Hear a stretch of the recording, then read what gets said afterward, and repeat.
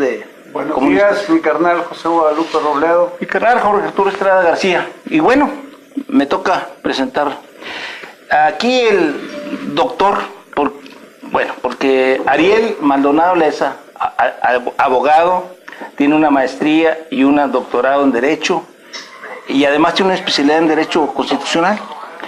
Y la verdad es que además de toda esa cuestión académica, es consejero nacional, sí, de Morena. Oye, Ariel, déjame, porque luego se nos va, déjame preguntarte una cosa. ¿Tú eres uno de cuántos del Consejo? Somos 300. El Consejo son 300 consejeros a nivel nacional. Tú eres uno de los 300. Uno de los 300. Uh-huh. El órgano máximo es el Congreso Nacional, formado por 3,000 delegados, que a su vez son los consejeros en el estado en los diferentes estados. Sí.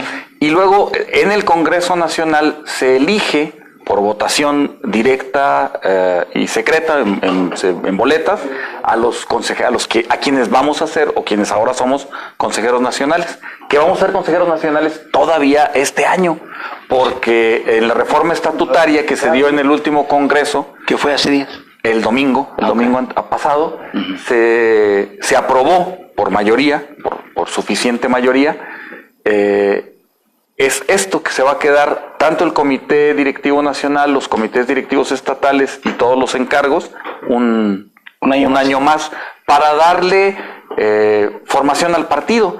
Va a haber también se crea, y es lo más importante, un instituto de capacitación al que se le va a destinar la mitad de la prerrogativa para que se entere de la militancia, lo importante que es la formación política para el partido movimiento que es Morena. No dejamos de ser un movimiento. Exacto. Y en ese sentido es plural, entonces toda la gente que se va a incorporar tiene que tener una formación que se le va a dar en el instituto. Y la misma la tendrán los candidatos. Ahora los que se incorporaron con nosotros, también los que ya estaban y llegaron, fue un triunfo espectacular.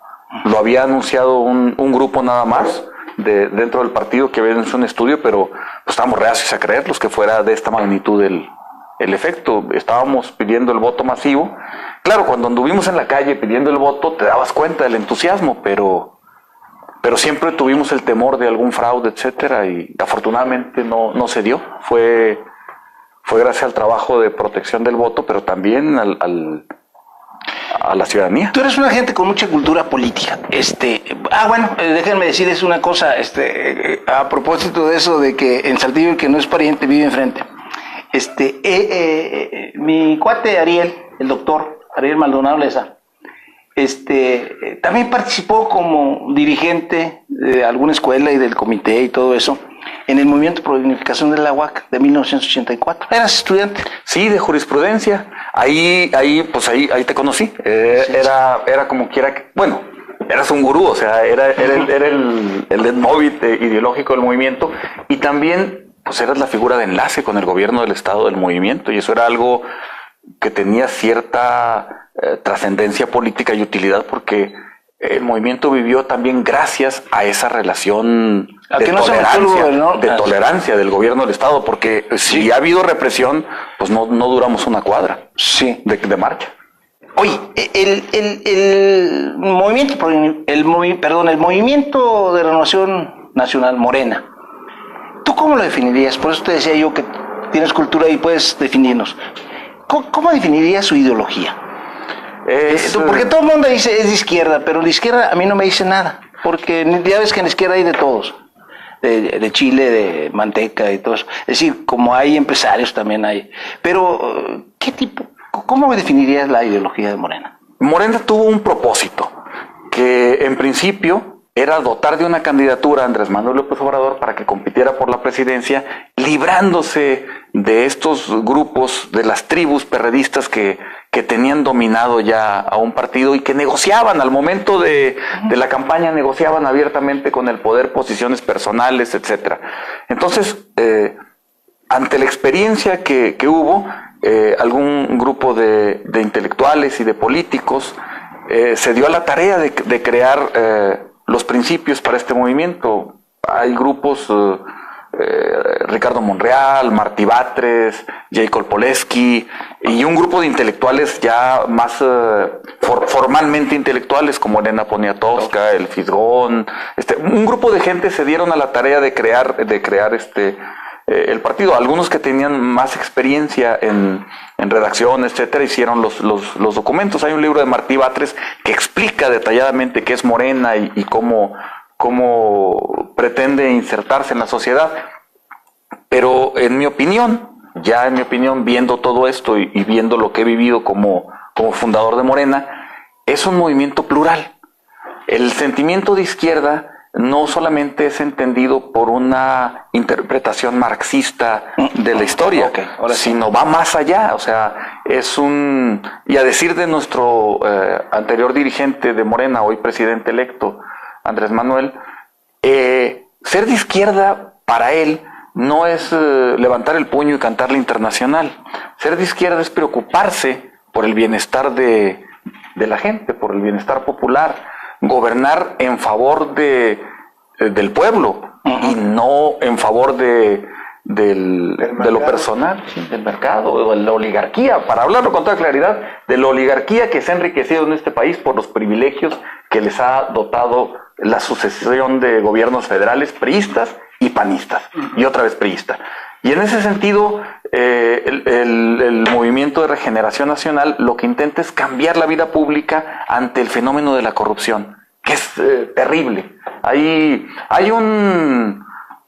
una cultura pública basada en la corrupción. La política se destruyó al grado que son los intereses personales, ya ni siquiera ideológicos, aunque en algunos sectores extremos del panismo encuentra uno ideología de derecha y fascismo inclusive, pero ya desprovistos de esto, las élites de ambos partidos se dedicaron al saqueo y a la privatización con una idea fundamentalista del mercado, pero en beneficio de sus cuates. Sí, Ni siquiera era... sus socios extranjeros, ¿verdad? Era al servicio de la oligarquía. Hay una frase de Jaime Martínez Veloz que también estuvo en el movimiento, fue uno de nuestros dirigentes, fue nuestro candidato, y era el que tenía mayor contacto contigo porque tú eras el que lo orientaba de alguna manera. Es mi carnillo. Pero sí lo orientaba. Y yo lo sé porque ya en privado, no sé, me voy a hablar primero con Robledo para ver por dónde, etcétera. Era una orientación, la verdad, la que tenías, una orientación ideológica en aquel momento, que todos éramos jóvenes, incluyendo Jaime también, que estaba muy novel, a pesar de haber participado ya desde estudiante. Se llamaba Che Guevara, la mesa directiva de la Sociedad de Alumnos, cuando él fue presidente en la arquitectura.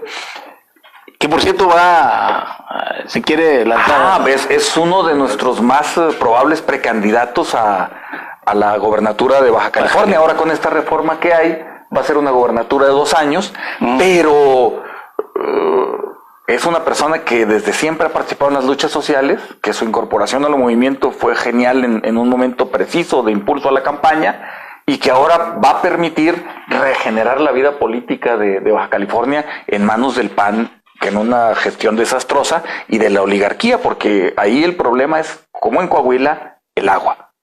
Fundamentalmente en algunas regiones es el control del agua. Una lucha por el agua, ¿no? Efectivamente. Por una cervecera.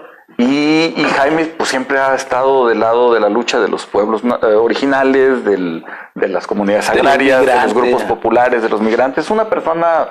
Y él dice, volviendo al punto de la definición de la izquierda, él dice, cuando la lucha es por proyectos, se sigue siendo de izquierda. Se pierde cuando empieza a ser por posiciones, por puestos. Ahí ya no eres de izquierda. Si estás peleando un puesto, tú no puedes decir que eres de izquierda, aunque cantes la Internacional. Es muy probable que sea el coahuilense, el lagunero, el toronense, o sea, nuestro cuate Jaime Martínez Veloz, tiene muchas posibilidades de ser gobernador. Yo creo que... Yo lo veo, desde una opinión personal, como el mejor posicionado. Y desde una opinión personal también lo veo como el mejor de los que pudieran ser nuestros candidatos. A mí me parece una persona que cumple todos los requisitos para lograr una verdadera transformación. Yo entiendo que se han sumado algunos empresarios en las entidades. Aquí mismo, nuestro senador electo es un empresario. Guadiana. Eso es válido. Sí, el ingeniero Armando Guadiana, muy cercano y muy querido por la militancia morena. Sin embargo, bueno, pues en este caso Jaime es un luchador social y su incorporación le va a dar, desde mi punto de vista, el toque que necesita en este momento Baja California para protegerse de esta serie de tendencia de ¿Y privatización. a ti qué fue lo que te motivó a unirte a Morena cuando pues no se le auguraba en general ningún arraigo en Coahuila, ¿no? Era un movimiento muy pequeño. Aquí en Saltillo, pues, Arturo del Bosque de la Peña y su familia, Raúl Mario Villebrino y su esposa, y algunas personalidades que ya habían estado de alguna manera organizadas, Eddie de los Cobos, Ruperto, Eleazar Cabello. Entonces algunas personas así que han estado así. Juan Casas, el llamado Juan Pueblo también, pero era una organización pues minúscula.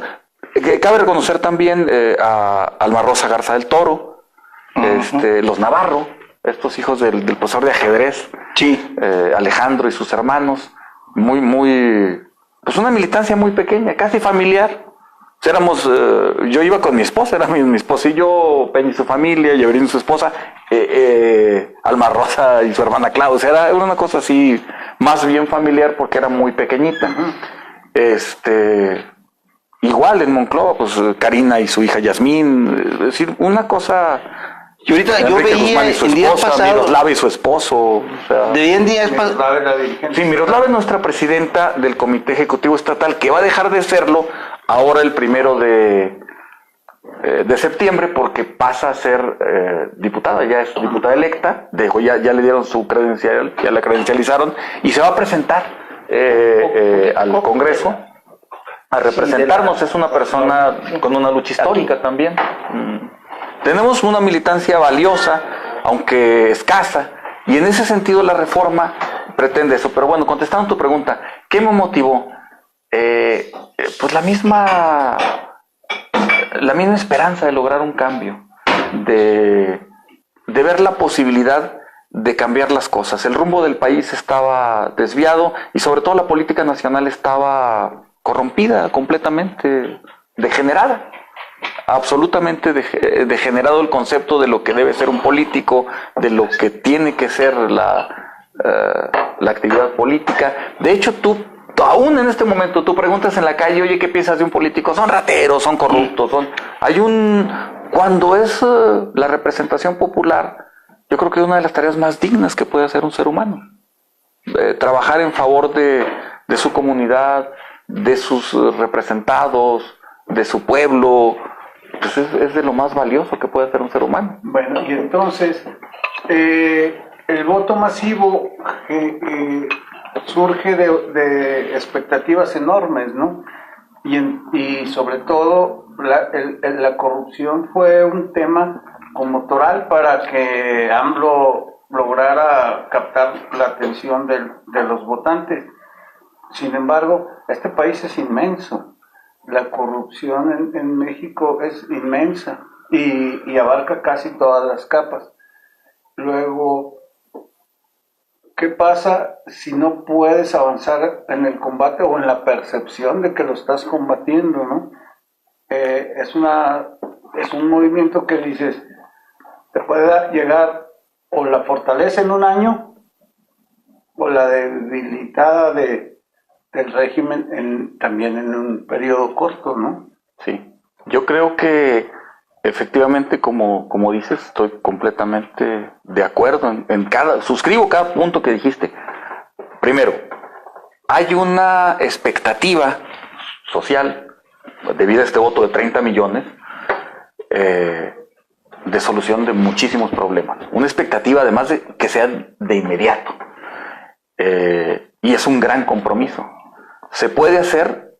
Yo creo que sí, porque el movimiento se llama movimiento porque es el pueblo organizado. Uh-huh. Hay gente de todas partes. Aquí era emocionante ver las asambleas que eran vecinos que no se conocían. Algunos eran amas de casa, otros tenían un taller mecánico, otro era un médico, otro era un profesor. y no se conocían y estaban unidos y organizados por esa necesidad.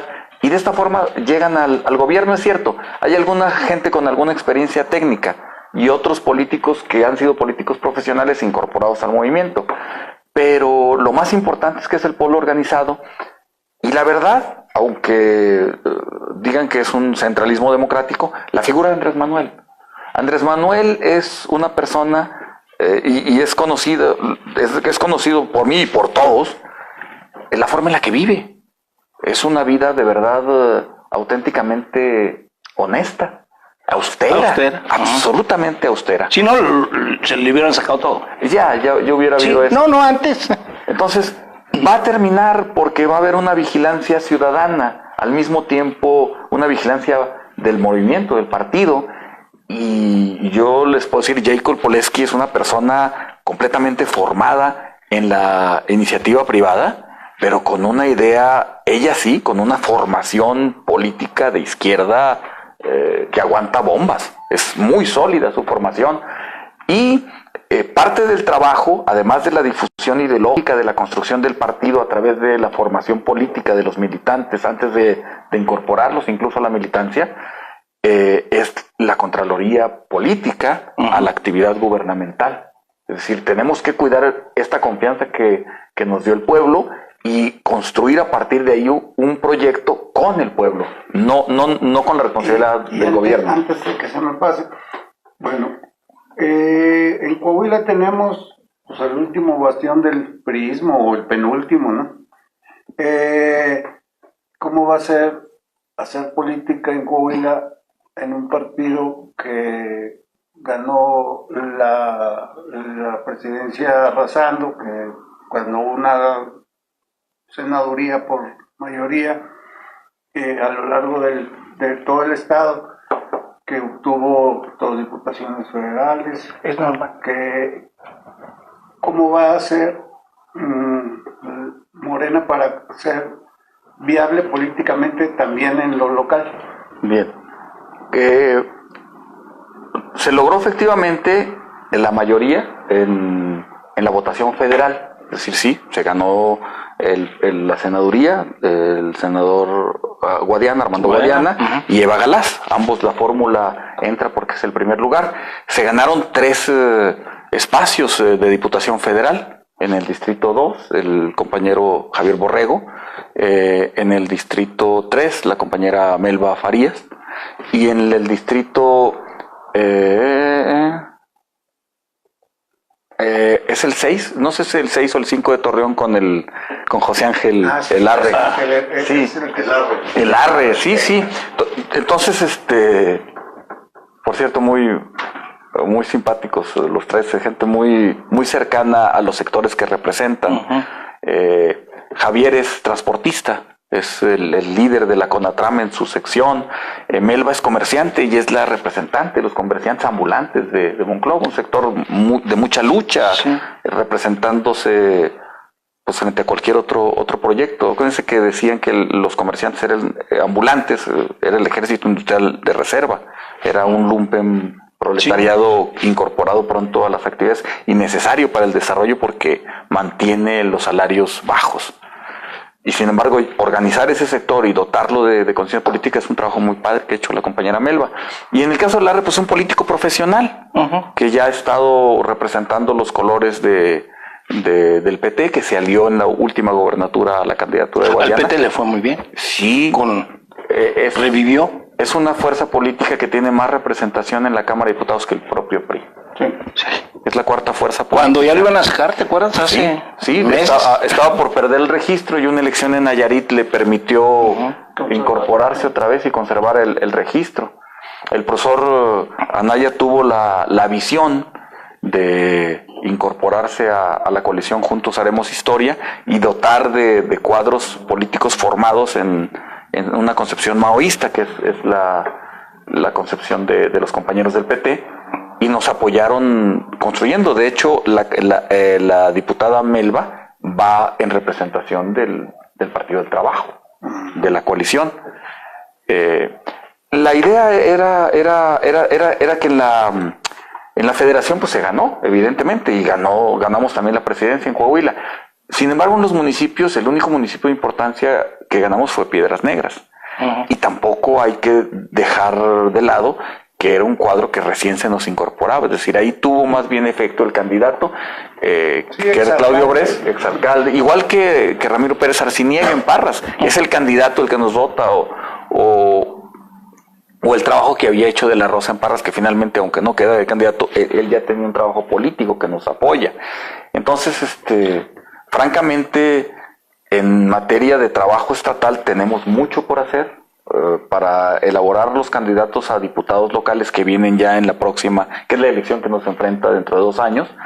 Hay que hacer mucho trabajo de organización política, del que se va a encargar también el Comité Nacional, a través de la Secretaría de Organización, que se va a encargar ahora de la organización electoral. Las demás carteras van a estar para la formación y para el fortalecimiento interno y la difusión del trabajo de partido y la vinculación popular. ¿Y no batallaron para conseguir representantes de candidato o de casilla o de partido para la elección federal y local? Fue un trabajo arduo, pero se llevó a cabo durante mucho tiempo y de manera previa.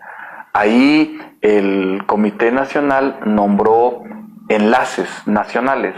En cada entidad, aquí estaba el compañero Rogelio Hernández. En un principio, y lo digo con claridad, a la militancia histórica le chocó, porque veníamos de una elección para cada una de las representaciones y cargos, pues fuimos a asambleas, y de las asambleas fuimos a un consejo, y del consejo se nos dotó de cargo y responsabilidad a algunos, y luego a un congreso nacional donde nos dieron un nombramiento, etcétera. Y los enlaces venían designados por el Comité Nacional, pero eran muy eficaces. El secretario de organización, que por cierto ya se despidió, lo despedimos cariñosamente en el último Consejo Nacional, Gabriel García Hernández. Gabriel García Hernández se despide para dedicarse ahora a la coordinación de delegados.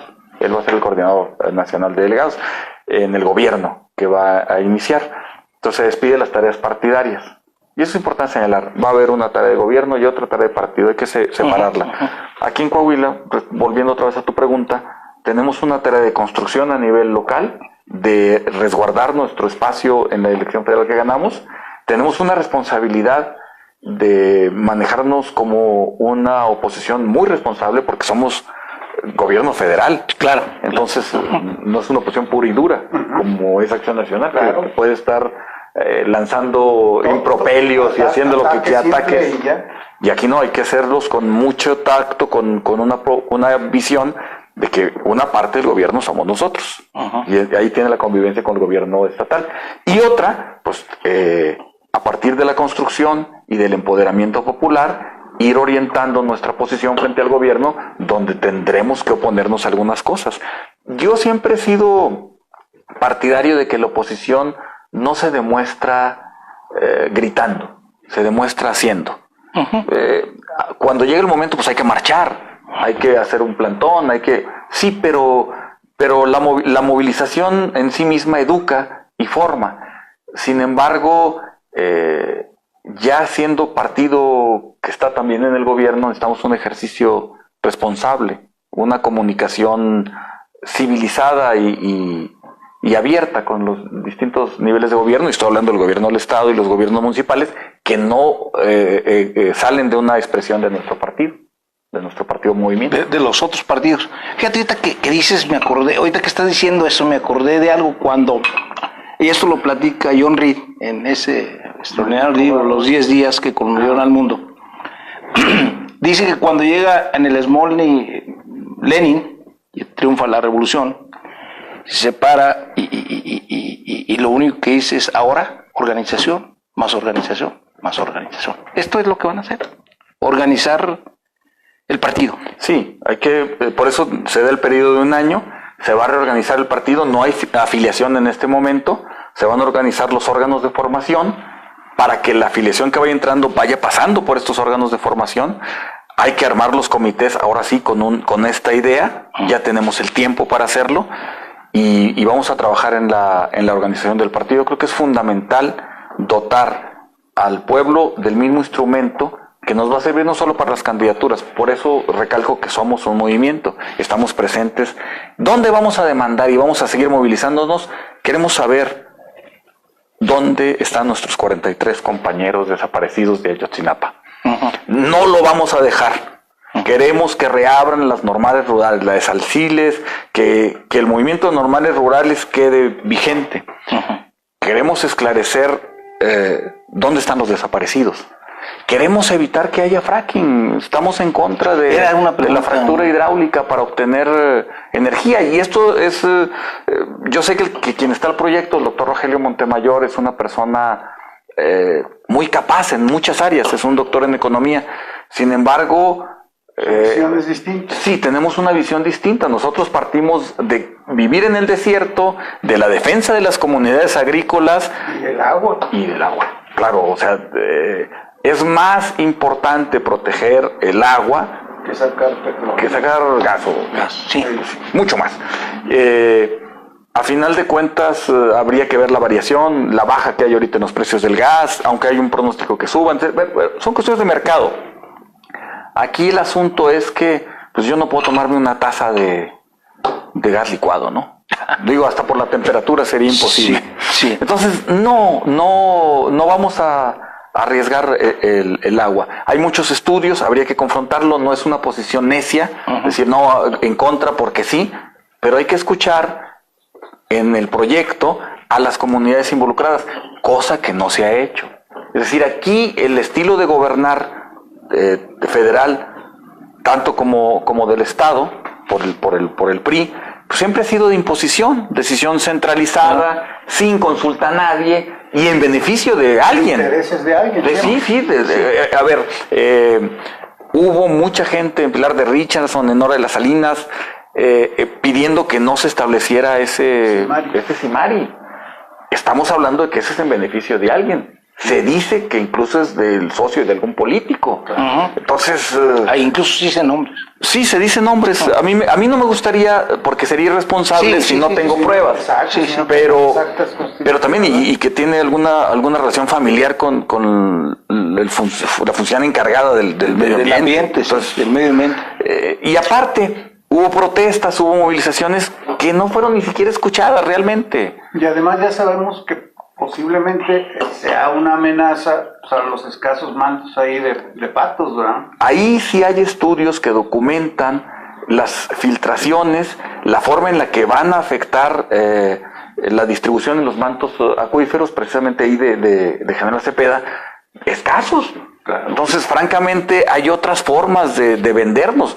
No nos vendan como mano de obra barata y como basurero de desechos tóxicos. Es que, de verdad, es una visión del país lamentable, sobre todo cuando existe un clúster automotriz y hay otros polos de desarrollo. El cervecero, que también se estableció sin consultar el agua de los 5 manantiales. Lo vamos a exportar al mundo. Se van a llamar las 5 dunas o los 5 arenales, porque manantiales no va a haber. Porque fíjate, estás tocando un tema que nosotros hemos tocado varias veces. Aquí hablamos de la cuarta transformación, que es parte del proyecto de López Obrador y Morena. Y entonces yo lo veo también ligado a, primero, las constituciones, ¿no? La del 57, de 1857 de Juárez, y que hace una transformación. Luego, en el 17, viene la otra constitución que tenemos ahora. Luego, Cárdenas le da el matiz social. Hace realidad algunas cosas que estaban planteadas en la revolución y que no se habían aplicado, como reparto de tierras, luego la educación, además de laica, gratuita y todo lo demás, Socialista. Bueno, nuestra constitución, tú eres experto en eso, ha ido sufriendo decenas, centenares o tal vez miles de modificaciones, y estamos en la era del mercado salvaje. Esa constitución ya se volvió una constitución de socialdemócrata a una constitución pro mercado. Sí. De hecho, la Constitución, teóricamente, la Constitución mexicana, según la clasificación que hace Karl Lovenstein, es una Constitución rígida. Es decir, no deja en manos del Poder Legislativo la modificación constitucional, sino que es un órgano específico, que es el Poder Constituyente Permanente, el encargado de hacer las reformas, que es las 2/3, una mayoría calificada del Congreso de la Unión y la mayoría de las legislaturas de los estados. Ese es el Constituyente Permanente. Entonces, hacerlo un órgano distinto al legislativo, presuntamente le da rigidez. Es decir, el constituyente originario previó esta posibilidad y protegió la Constitución. Sin embargo, lo que nos hizo un grave daño en nuestro desarrollo de vida política fue la forma en la que se desarrollaron los partidos políticos. Sí. En México, con un partido hegemónico muchísimos años y una oposición minúscula, que además la más permitida era la de derecha, porque la izquierda era clandestina y atacada. Entonces era una oposición, oposición tribunicia, que representaba un sector como tribunos, aunque estos eran tribunos de la oligarquía, eran representantes de un sector en contra de las políticas públicas pretendidamente sociales, aún las del general muy buenas, pero bueno, democráticas no eran, no había espacio para la democracia, y menos para la izquierda como tal. Y en ese sentido se fueron dando una otra modificación. La idea de Andrés Manuel y la idea de nuestros compañeros que llegaron al Senado y a la legislatura, pues es volver al sentido original de la Constitución del 17. Se burla la derecha con memes y con tonterías diciendo, entonces van a quitar los avances de lo ambiental. No se hagan, señores. Vamos a quitar los privilegios neoliberales que han establecido y que le han quitado el espíritu revolucionario a la Constitución, porque para llegar a ella fue un movimiento en el que murieron muchísimos hombres y mujeres, y estamos hablando de una conquista histórica que ustedes de manera mañosa y desarticulada vinieron haciendo y ejerciendo. Se les acabó el chollo. Vamos a ver, a la oligarquía y a los políticos neoliberales se les acabó. El pueblo se puso pantalones largos y puso a Morena en el poder.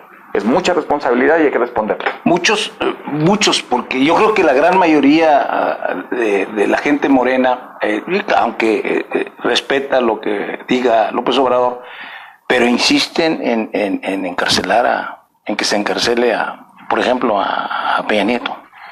Sí. Yo le decía a Jorge que vi la última aparición de los dos, ya con sus gabinetes. Y bueno, pues ahí fue muy fuerte, todo el mundo dijo eso, no lo estoy diciendo yo. Fue muy fuerte López Obrador porque le dice en su cara, cuando él acaba de decir que su reforma, ¿cómo le llamaste? Pues lo principal, la obra principal. La joya de la corona. La joya de la corona, que su reforma educativa, y ahí López Obrador le dice, no, y lo vamos a echar para abajo.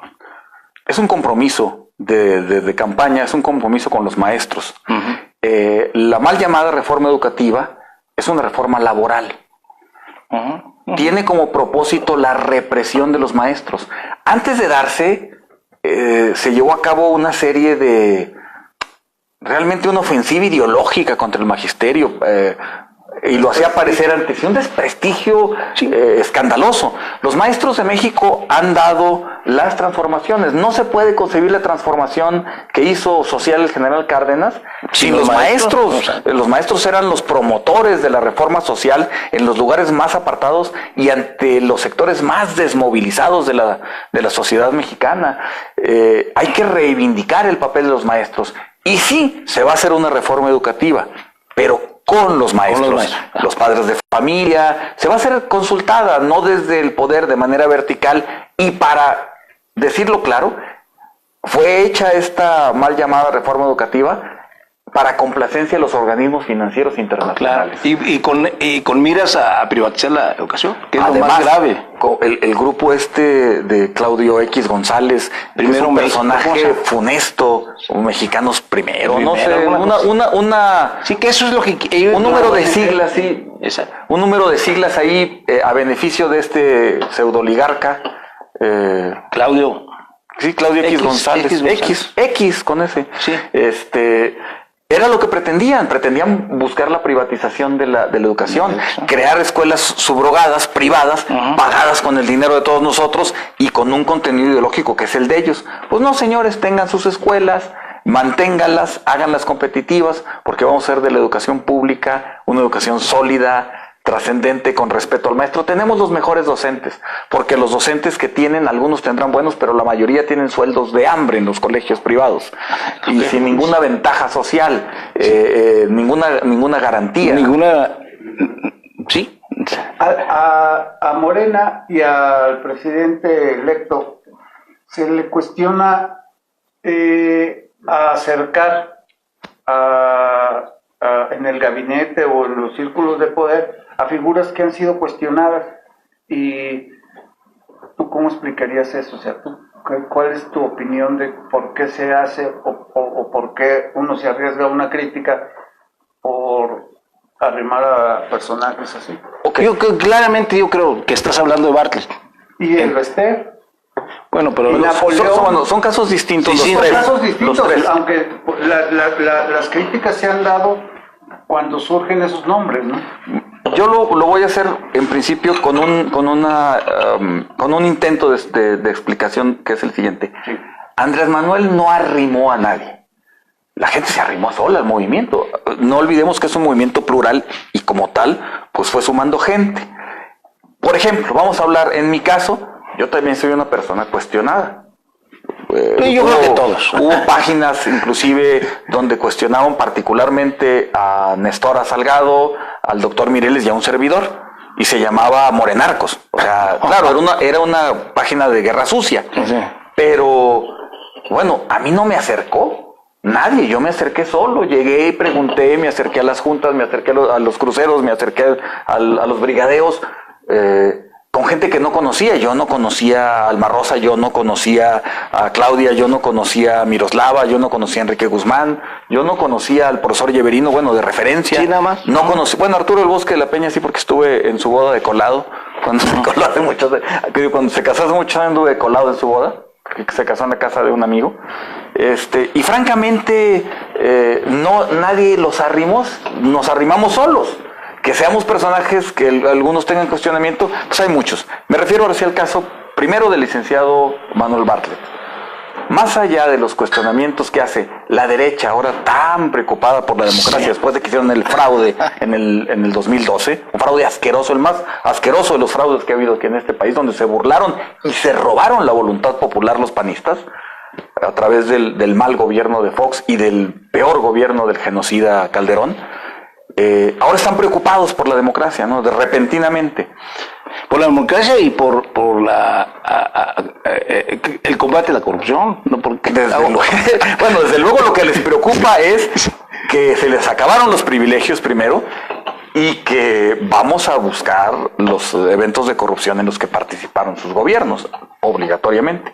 Bueno, pero el punto es, más allá, es que el licenciado Bartlett tiene 12 años defendiendo. ¿Cómo llega él al movimiento? Pues llega a través de la defensa de la soberanía de nuestros energéticos. Entonces, claro que hay muchos sectores de la oligarquía preocupados porque saben que con él no va a transigir en la entrega de nuestros recursos. Es una garantía también para nosotros que estamos preocupados por la soberanía de nuestros recursos y es un orgullo que esté ahí Manuel Bartlett. Además, es un valladar. En el caso de la maestra Elvester, perdón, para terminar, en el caso de la maestra Elvester es distinto.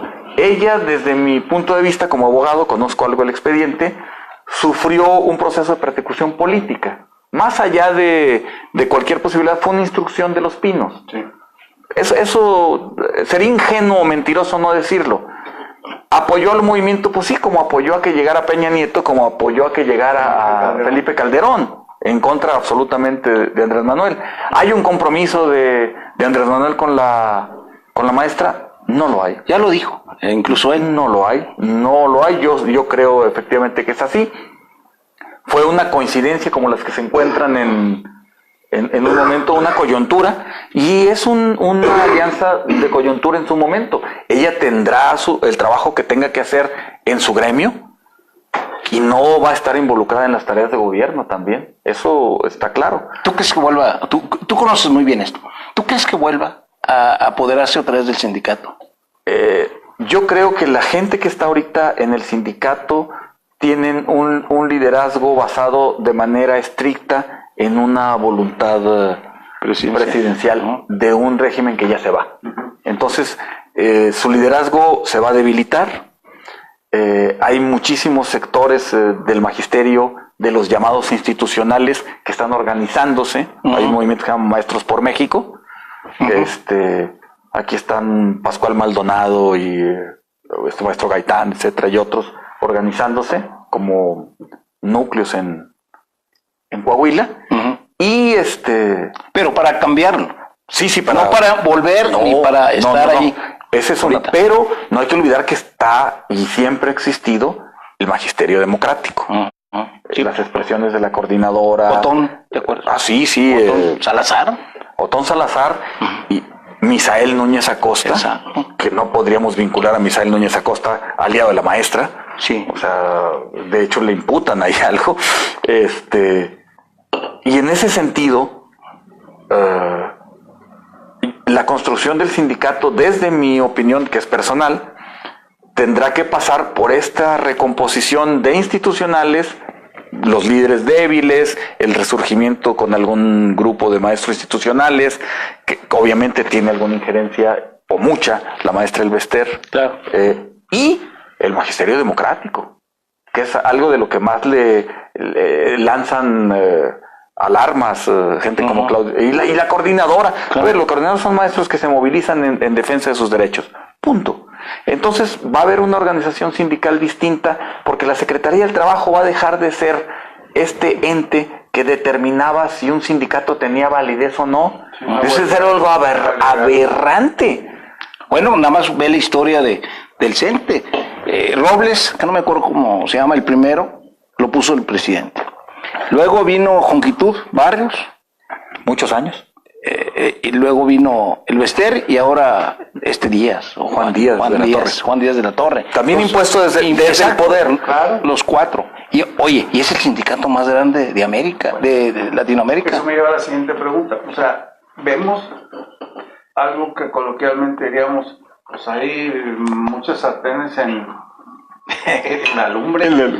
O sea, ¿tú cómo crees todos que sea el arranque de una administración en donde pues la derecha o la politocracia o como sea se va a polarizar y se va a ir a un lado y luego van a tratar de estorbar lo más posible porque se van a sentir afectados? Y tenemos al sindicato más grande, tenemos a la empresa que nos mantiene, que es Pemex, en medio de ese torbellino. También se pusieron en contra del que nombraron. Sí, los opinólogos, pero es evidente que hay un interés de proteger los negocios y hay una financiación vía chayote a todas estas personas que opinan la alarma y los mercados. No. A ver, se va a cuidar el petróleo, se va a regresar al país, se va a echar abajo la reforma energética en el aspecto específico de seguir vendiéndolo. De seguir vendiendo Pemex, en beneficio de una clase política corrupta, de una oligarquía transnacional. Vamos a recuperar el petróleo. Ahí también hay un asunto con el sindicato. Es decir, la Secretaría del Trabajo, al dejar de ser un control de este sindicalismo, va a permitir la expresión democrática de los compañeros también petroleros, para que se organicen como quieren. Los maestros se irán organizando. Si la maestra recupera el sindicato, recuperará algún sindicato de los muchos sindicatos que va a haber, o ya se organizarán en una confederación de sindicatos. Una nueva revolución. Así es. Por eso es la cuarta transformación. El que esos sindicatos estén ahora sí buscando base social y emergiendo nuevos liderazgos, va a cambiar muchas cosas. Y eso va a pasar con los petroleros, vas a ver. Bueno, y con los mineros y con los obreros, y porque se acaba, digamos, la verticalidad que tenía el PRI. El PAN se lo respetaba, o sea, el PAN nunca acabó con la estructura del PRI. No, fueron lo mismo. Hay una cosa que hemos cuestionado mucho aquí, o al menos en lo personal yo lo he cuestionado mucho, esa famosa amnistía. Explícanosla. Bien. La amnistía es algo que existe y ha existido de distintas maneras en la sociedad. No es un perdón. Vamos a perdonar, y lo manejó mucho la derecha, sobre todo en campaña, incluso la derecha priista y la derecha panista lo manejaron como un acto de guerra sucia. No se va a ignorar a las víctimas van a ser atendidas. De hecho, ahora los foros por la paz se trata de eso. Es un cambio de estrategia, va más allá. En principio, la amnistía es una táctica dentro de una estrategia general de combate a la inseguridad. Partiendo de la idea que la inseguridad surge no de las mentes maliciosas de algunos que nacieron delincuentes. A ver, las teorías lombrosianas están más que superadas en materia penal. Nosotros partimos de la idea que la delincuencia surge a partir de la problemática social. Es decir, no habría niños halcones si pudieran estar en un equipo de fútbol. Entonces la prevención del delito pasa por la generación de espacios de construcción social y de empoderamiento popular y ciudadano, en primer lugar. En segundo lugar, no es el mismo nivel de participación en una organización de delincuencia organizada el que tiene un capo que recorrió el camino desde sicario, o sea, empezó desde sicario, es más, o sea, desde halcón, de ayudante ahí, de informante, y se llegó a convertir el capo. Bueno, pues ya pasó por un proceso que lo convirtió en un delincuente que socialmente es peligroso. Ahora, con la idea de que todo delincuente es readaptable, habrá que tener las penas para readaptarlo. Sin embargo, la mayor parte de la gente que tiene un castigo penal, que está recluida, pues son los informantes, son los que están ahí. Los que venden ¿cómo se llama? Los menudeos. Sí, los menudistas, los que prestaron su milpa para que se sembrara opio y marihuana. Es decir, sobre ellos todo el peso de la ley. Y son sentencias de 8 a 20 años. Y a veces fueron amenazados para que o siembras o siembras. Bueno, también hay que ver la desprotección que le dio el Estado de manera económica. También se la dio en materia de seguridad. Es decir, come lo que puedas y cuídate como puedas. Ese es el mercado. Entonces, ¿qué es lo que hay que hacer? Cuidar a la población, cuidarla que tenga comida, y segundo, y todos los beneficios, no más la comida, o sea, ocio, vestido, sustento, educación y habitación, o sea, las necesidades de un... Justicia y seguridad. Ese es el otro punto, cuídalos desde la justicia y la seguridad. Rezarse al que se siente dañado, esa es la justicia, darle a cada quien lo suyo, y protégelo evitando que sea objeto del cohecho y de la amenaza y extorsión de los delincuentes. Eso es lo que se tiene que hacer. Entonces la amnistía no va por allá, sino es una táctica, incluso menos, es una herramienta dentro de una gran estrategia de combate a la inseguridad. O sea, realmente la amnistía es para esa gente que tuvo necesidad, vamos a llamar así, necesidad para comer, de meterse de halcón, de vender churros, de sembrar. Fíjate, pero hay una cuestión. Yo leía que parece que Guerrero es la tercera parte del mundo que siembran amapola. Es para ellos también, esa amnistía, para los que siembran, porque pues...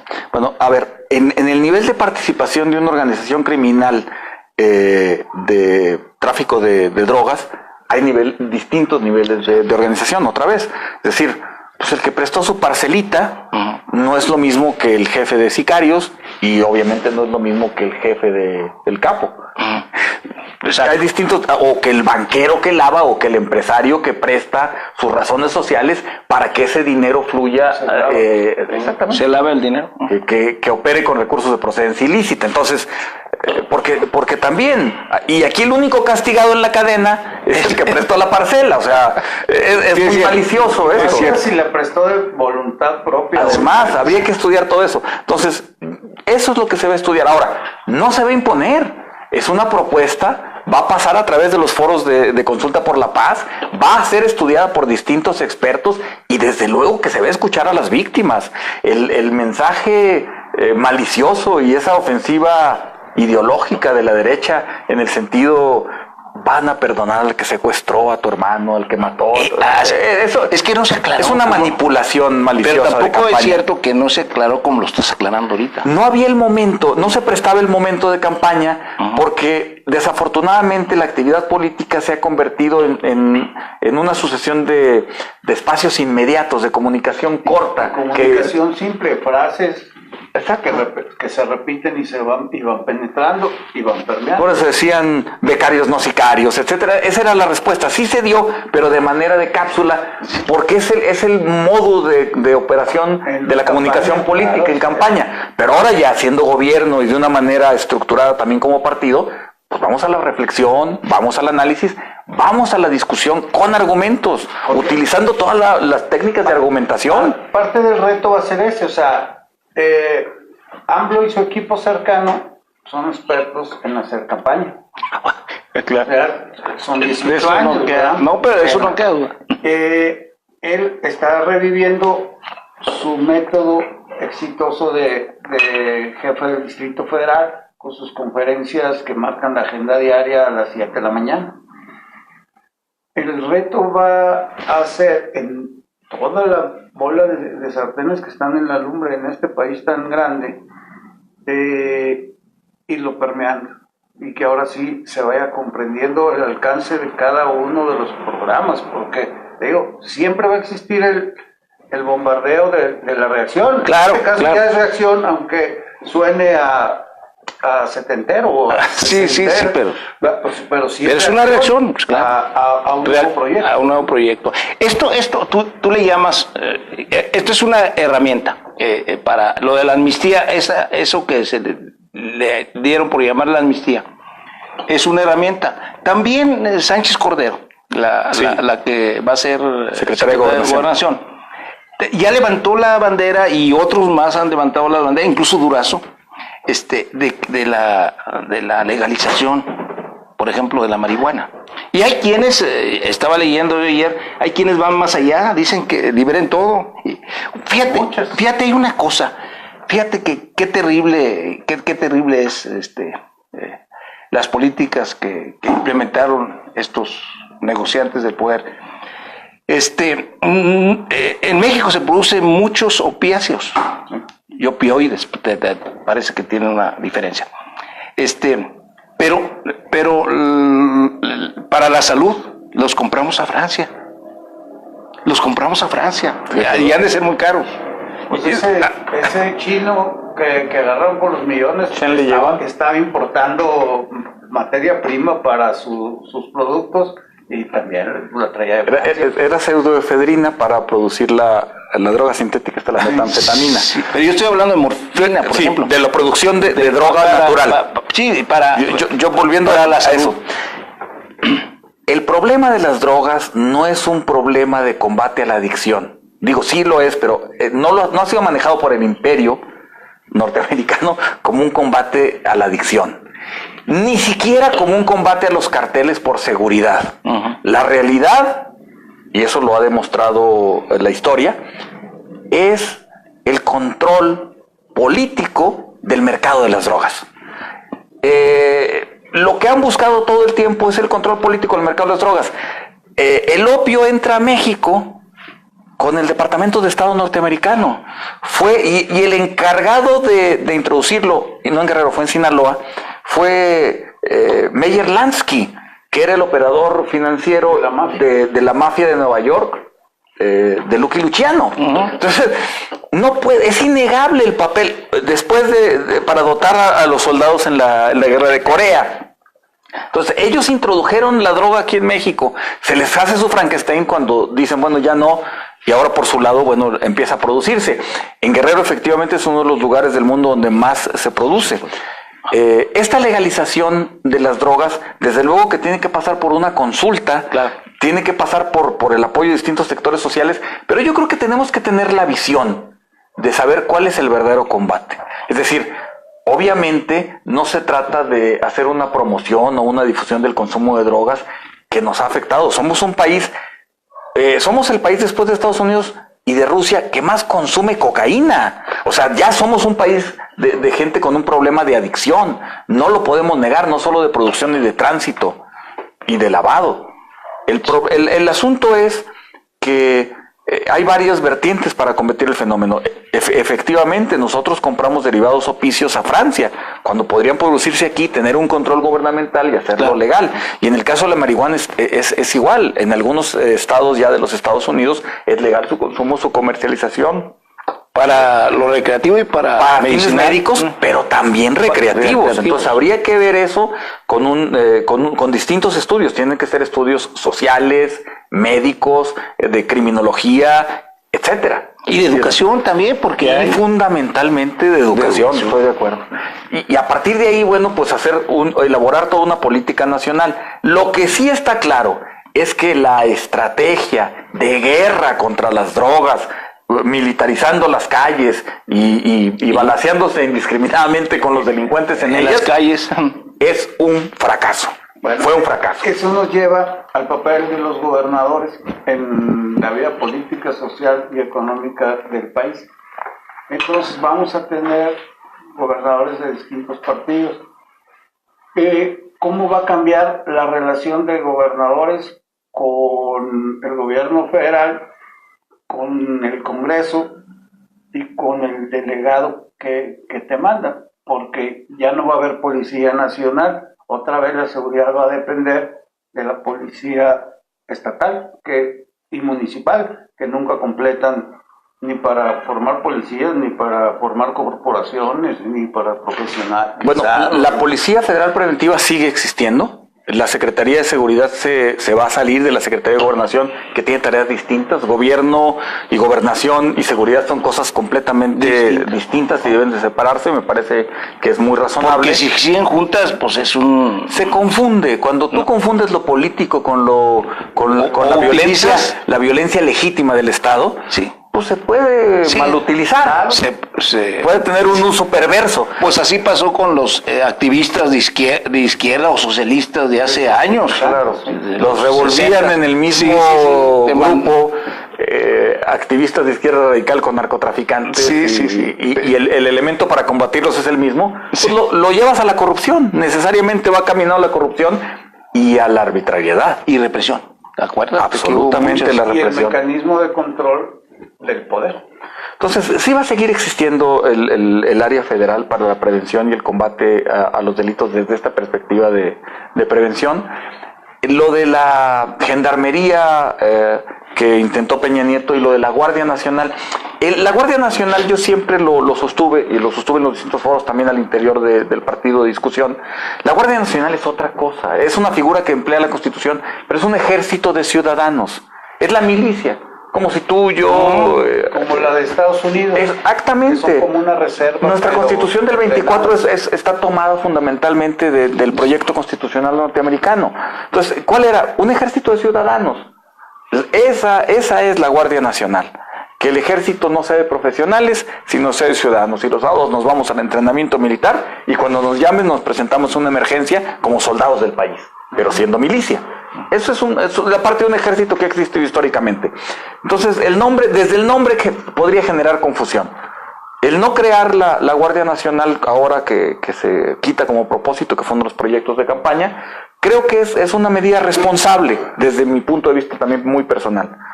Y reforzar a la Policía Federal Preventiva pues es algo que va a ayudar a fortalecer una institución que fue creada con ese propósito. Ahora, yo creo que debería de alguna manera ligarse a la Policía Investigadora, no en cuanto al mando.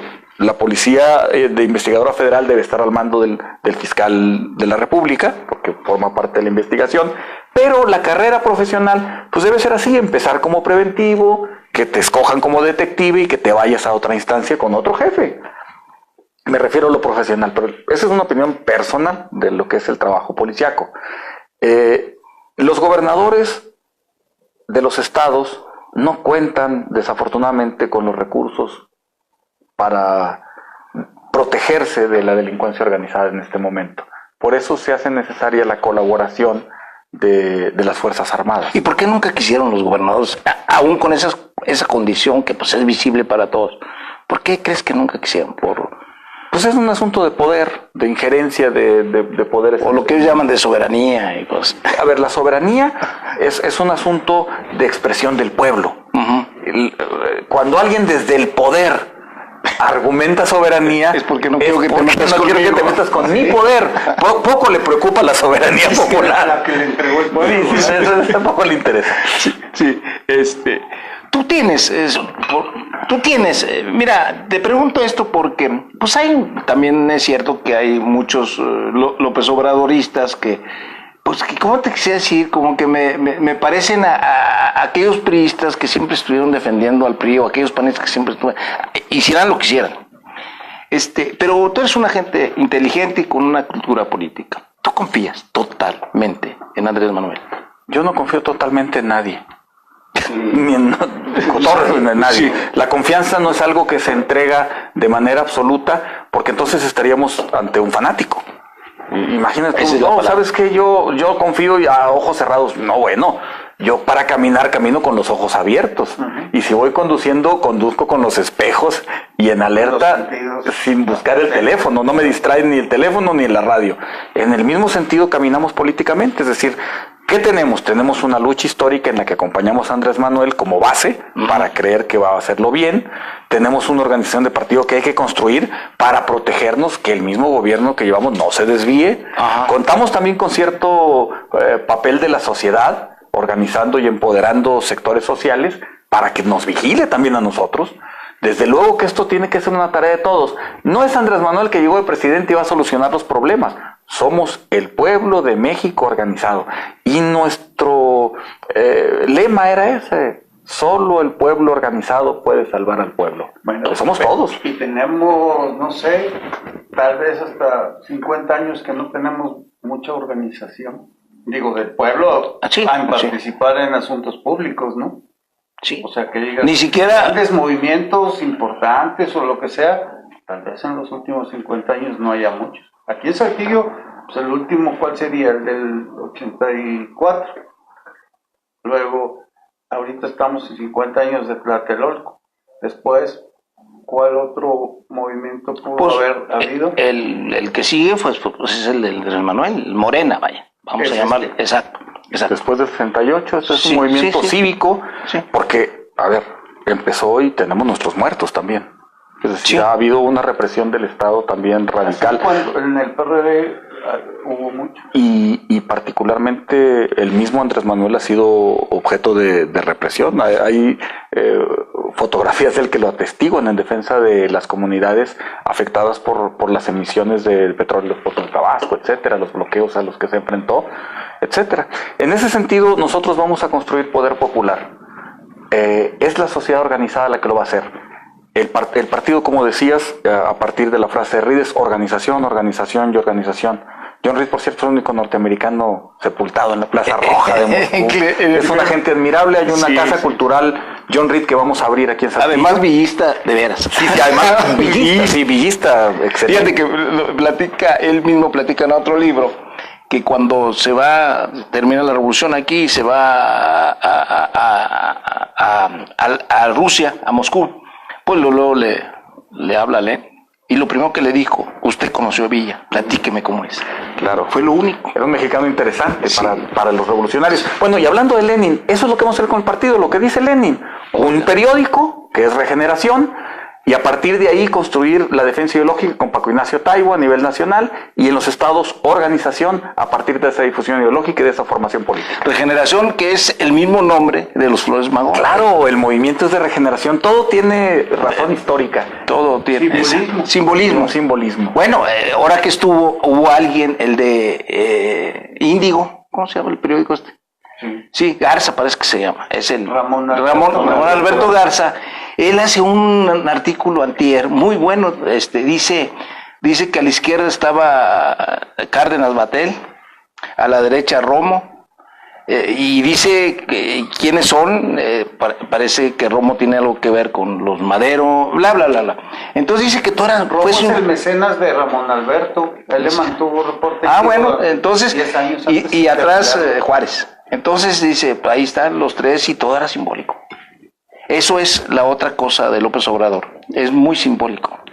Quien sabe leer las imágenes en las que él participa, tiene un manejo de la comunicación preciso al momento de ir haciendo las cosas. Y esto es fundamental en un país que trata de regenerar su vida política, que los pasos también sean de imagen. ¿Qué va a pasar en Coahuila? ¿Qué crees que va a pasar?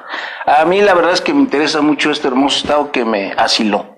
Tenemos que organizarnos como partido, empoderar a hacer poder popular. No todo va a estar en Morena, habrá poder popular que quiera permanecer independiente, darles los mecanismos de comunicación, de gestión, que sea el poder popular y el poder ciudadano el que determine la política social.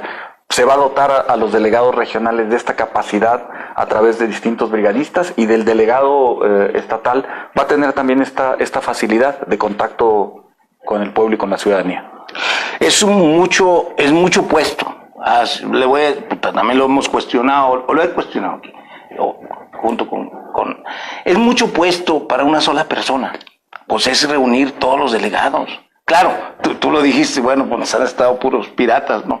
Pero también es cierto que cada uno es distinto, o sea, no es lo mismo el Cedesol que el... Como que es enorme, sí. Cada región tiene sus características, y es más, la Laguna hasta pide delegado especial siempre. Sí, está pidiendo. Bueno, va a haber delegados regionales, delegados en cada región. Hay 5 delegados en Coahuila propuestos, uno para Saltillo, otro para Torreón, otro para Monclova, el centro, otro para Piedras Negras, y 5 manantiales carboníferas. El norte sería eso. ¿Desierto o carboníferos? Van a ser 5 delegados. Y esos entonces van a tener... Además de, en este caso, Reyes... Van a estar bajo la... ¿cómo se llama? Bajo la dirección del delegado estatal, que es Reyes Flores Hurtado.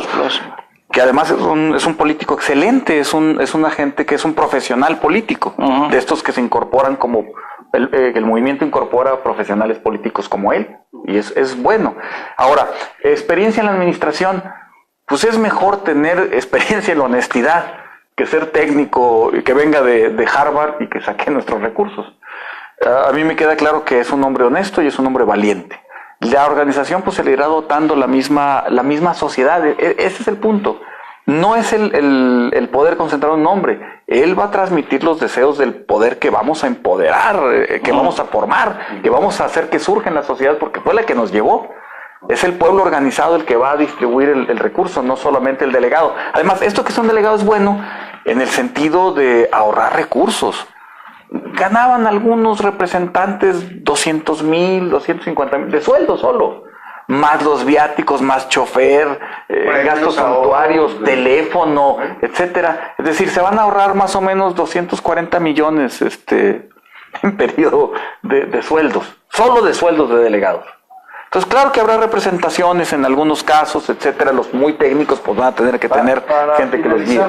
Por mi parte sería preguntarte, ¿está listo el pueblo, el que conocemos más, el que está aquí cerquita en Coahuila, para tomar un papel protagónico en un gobierno como el que se plantea? Yo no dudo de la sabiduría del pueblo. El gran error de los neoliberales fue poner en cuestionar la sabiduría del pueblo. El pueblo sabe lo que quiere, el pueblo es sabio, mucho más que aquellos que nos vamos a encargar de darle y de dotarlo de instrumentos de comunicación. Por eso debemos servir al pueblo, porque el pueblo sabe lo que quiere, fundamentalmente. Claro que estamos preparados, somos en Coahuila los defensores de la legalidad cuando Carranza, somos en Coahuila los defensores de la República cuando Juárez, cuando otros estados se arrodillaban al usurpador Victoriano Huerta y otros pueblos cobardes se protegían en las instituciones formalmente legítimas de Huerta. Coahuila y su Congreso se levantan, el representante de su pueblo se levantan en armas. Cuando Juárez transitaba en la diligencia por la República, Coahuila lo asila, lo protege y le da el marco para que resguarde el archivo de la nación. Claro que somos un pueblo preparado. Claro que yo soy admirado de vivir aquí, de un estado que me aceptó y de ser coahuilense. Yo nací en Monterrey, pero yo soy coahuilense por definición y por el orgullo que me da la historia de este pueblo. Es más, es el pueblo más preparado en todo México, el de Coahuila, para esta transformación que viene. Pues fue el que le dio a la revolución sus tres pilares: el federalismo, el constitucionalismo y la no reelección. Así es.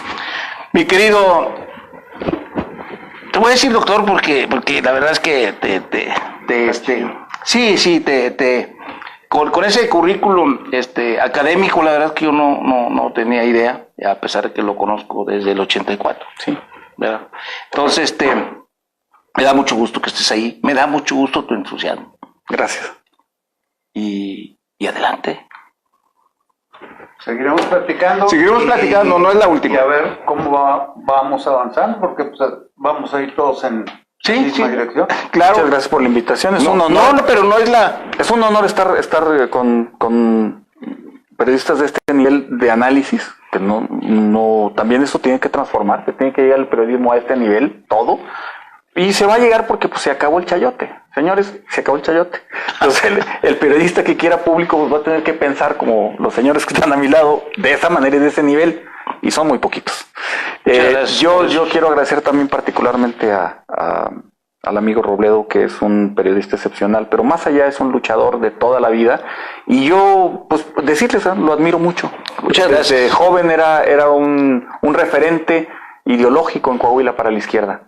Igual para otros sectores, pero para la izquierda, que es donde yo puedo decirles, de donde puedo hablar, fuiste siempre un referente. Muchas gracias, Ariel. Yo también recibe mi cariño. Muchas gracias. Muchas gracias. Despedimos el programa y no es la última. A los que lo hacen posible, nuestro director Félix Riojas y nuestro productor Rafael Izquierdo. Muchas gracias.